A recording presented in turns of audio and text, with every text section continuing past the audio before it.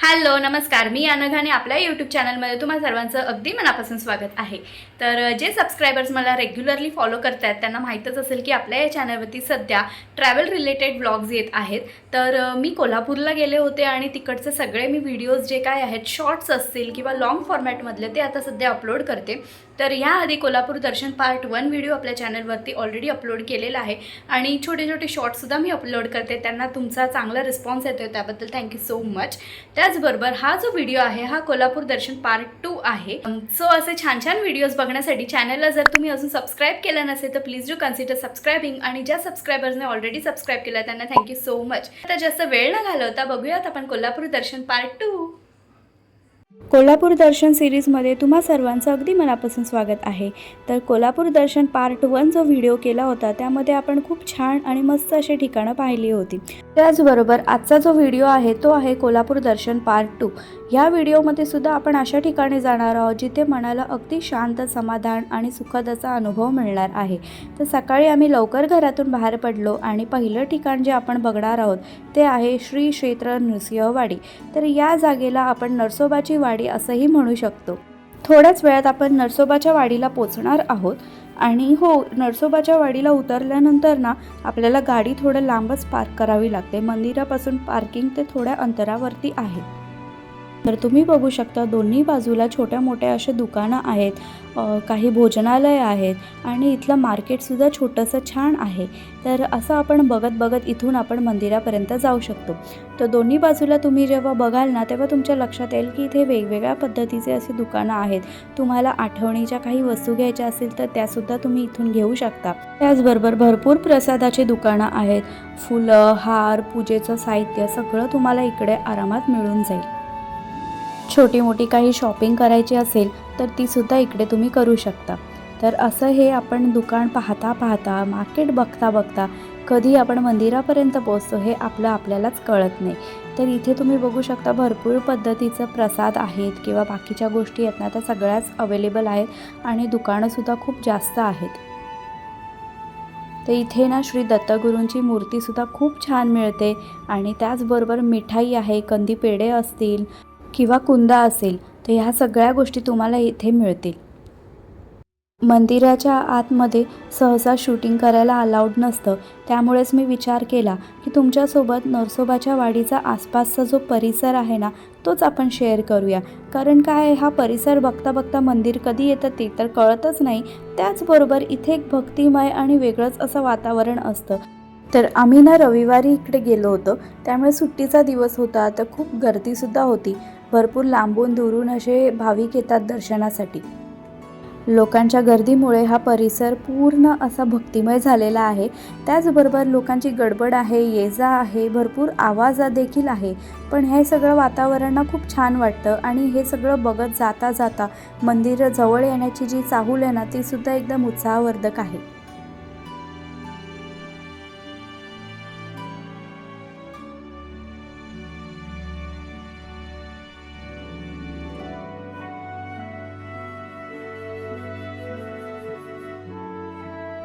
कृष्णा आणि पंचगंगा या नद्यांच्या संगमावर वसलेली ही जागा खूपच शांत आणि प्रसन्न अशी वाटते।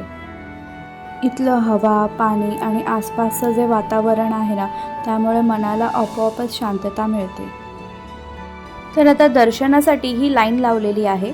तर आता इथून वरून अशी पूर्ण फिरून खाली समोर जो जिना उतरतो ना तिकडे आपल्याला जायचं आहे। तर अशा पद्धतीने इथे भरपूर अशी गर्दी आहे। साधारणतः या लाईनमध्ये आम्हाला दीड तास लागणार आहे असं दिसतंय। तर पहिले तर आपण बघूया की लाईनला सुरुवात कुठे होते आणि तिथून मग आपण ही लाईन लावणार आहोत। तर अशा पद्धतीने ही लाईन पूर्ण फिरून गेलेली आहे।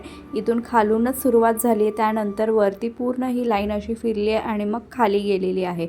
या जिन्यांनी आपल्याला खाली जायचं आहे आणि मग आपल्याला दर्शन मिळणार आहे। लाईन लावल्यानंतर वरती असं जे त्यांनी बांधलेला आहे जो ब्रिज, तिकडे आपण गेल्यानंतर बघू शकतो की वरून असा छान असा नजारा दिसतो। पुढे कृष्णा नदी आणि पंचगंगा नदी यांचा संगम आहे, तर तिथे सुद्धा आपण जाणार आहोतच। तर फायनली आम्ही दर्शनाच्या जवळ येत आहोत। तर इथे तुम्ही बघू शकता हे आहे मंदिराचं प्रवेशद्वार म्हणजे अजून सरळ गेल्यानंतर उत्तर दिशेने आपल्याला प्रवेशद्वार बघायला मिळतं. आता पुढे शूटिंग करायला अलाउड नाही, त्यामुळे मी कॅमेरा बंद केला होता.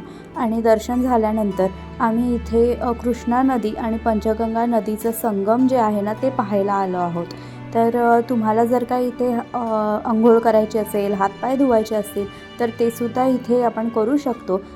पायऱ्या आहेत, त्या पायऱ्या खाली उतरून आल्यानंतर इकडे तुम्ही ते सगळं करू शकता. इथे बोटिंगसुद्धा चालू झालेली आहे, तर त्यामुळे तुम्ही फेरफटकासुद्धा नक्कीच मारू शकता. तर इकडून असं चालत गेल्यानंतर सरळ आहे ते आपलं संगम आहे.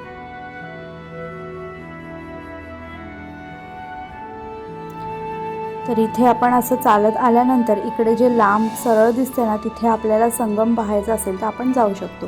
म्हणजेच या जागेवरती तर एका साईडने कृष्णा नदी आलेली आहे आणि दुसऱ्या बाजूने पंचगंगा नदी आलेली आहे आणि इथे हा असा संगम झालेला आहे. अनेक भाविक संगमावरती येऊन मन शांत करतात, प्रार्थना करतात, देवाचं नामस्मरण करतात. असं मानलं जातं की संगमावरती काही वेळ शांत बसल्याने मनावरचा जो ताण आहे तो कमी व्हायला मदत होते. इथलं वातावरण खूप शांत आणि प्रसन्न आहे. तसंच पाण्याचा जो प्रवाह आहे ना तो पाहताना सुद्धा खूप मनाला शांती मिळते. पावसाळ्यात तर बघण्यासारखा नजारा असतो. पाणी भरलेलं असतं, ताजंतवानं असं वातावरण असतं. संगम बघून परत येताना इथे मी तुम्हाला दक्षिण द्वार आहे ना ते दाखवते. तर दक्षिण द्वारसुद्धा इथलं एक मोठं आकर्षण असतं. पावसाळ्यात साधारणतः जून जुलैच्या महिन्यामध्ये इथे कृष्णा नदी आणि पंचगंगा नदीला ना पूर येतो आणि पूर आल्यानंतर ते जे पाणी आहे ना ते उत्तरद्वारमधून आतमध्ये जातं आणि श्रींच्या पादुकांना स्पर्श करतं. त्यानंतर ते दक्षिण द्वारमधून बाहेर पडतं आणि त्याचं तीर्थ म्हणून असे सगळेजण घेतात. तर त्या पाण्याचा स्पर्श करण्यासाठी, त्याचा अनुभव घेण्यासाठी इथे प्रचंड गर्दी जमलेली असते. या सोहळ्याला दक्षिणद्वार सोहळा असंही म्हटलं जातं. सिंहवाडी हे भक्ती, शांतता आणि निसर्ग ह्याचं एक संगमच आहे. दर्शन घेऊन बाहेर पडल्यानंतर आम्ही जेवायला गेलो. तर इथे भरपूर सारे भोजनालय आहे. त्यात मी तुम्हाला रिकमेंड करेन की सोबन भोजनालय जे आहे तिथे तुम्ही आवर्जून जा. तर इथे ना एक खूप चांगल्या पद्धतीचे अशा आपल्याला थाळी मिळते, जिथे व्यवस्थित असं जेवण असतं. थाळी एकदम परिपूर्ण आहे, सात्विक आहे. तर आम्हाला आता फिरून खूप भूक लागली होती, तर मस्त आम्ही असं जेवण इकडे करणार आहोत आणि जेवण करून झाल्यानंतर आपल्या पुढच्या प्रवासाला निघणार आहोत. तर आता वाडीवरून आम्ही निघालो आहोत ज्योतिबाला. आता ज्योतिबाचा डोंगर आपण चढणार आहोत. तर वाडीवरून ज्योतिबाला जायला साधारणतः 1.5 ते 2 तास लागतात.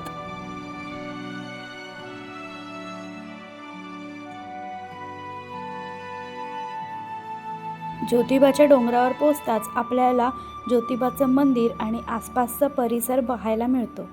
मंदिराच्या प्रवेशद्वारावर दिसणारं गुलालाचं वातावरण ही ज्योतिबाची ओळखच आहे. इथे येताना अंगावरती गुलाल लागतो आणि तोच भक्तीचा रंग मनावरही चढतो.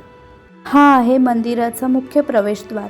इथून आत गेल्यानंतर तुम्हाला अशा पद्धतीचा नजारा बघायला मिळतो. तर आज रविवार असल्याकारणाने ज्योतिबाचा वार आहे आणि प्रचंड गर्दी आहे. तर भरपूर अशी लाईन आहे, तुम्ही बघू शकता. साधारणतः ही जी लाईन आहे ना, इथे आपण लावल्यानंतर आपलं जे दर्शन आहे ते 2 तासानंतर होणार आहे, एवढी अशी ही लाईन आहे. तर आता खरं सांगायचं तर माझं दर्शन करून झालेलं आहे. आतमधलं शूटिंग करता आलं नाही आहे, पण बाजूचा परिसर तुम्हाला दाखवते. तर असा भक्तिमय परिसर आहे. गुलालाची उधळण पाहायला मिळते. खरं तर हे सगळ्या गोष्टी ना सांगण्यापेक्षा स्वतः प्रत्यक्ष अनुभवायला खूप छान वाटतात. ज्योतिबाच्या दर्शनाला भाविक अगदी खूप लांबून येतात. डोंगरावरचं हे मंदिर आहे ना, श्रद्धा आणि भक्तीचं केंद्र आहे. हा सुंदर असा अनुभव घेत आम्ही आता मंदिरातून बाहेर पडतोय आणि आता आम्ही पुन्हा आमच्या परतीच्या प्रवासाला निघालो आहोत. ज्योतिबाला जाण्याचा जो रस्ता आहे ना, तो पूर्ण डोंगरावरचा आहे. त्यामुळे बघायला नजारा खूप छान आहे. एका साईडला दरी येते, एका साईडला डोंगर येतं. हे पाहता पाहता ज्योतिबावरती पोचतो कधी आणि तिथून बाहेर कधी पडतो हे काही कळतच नाही.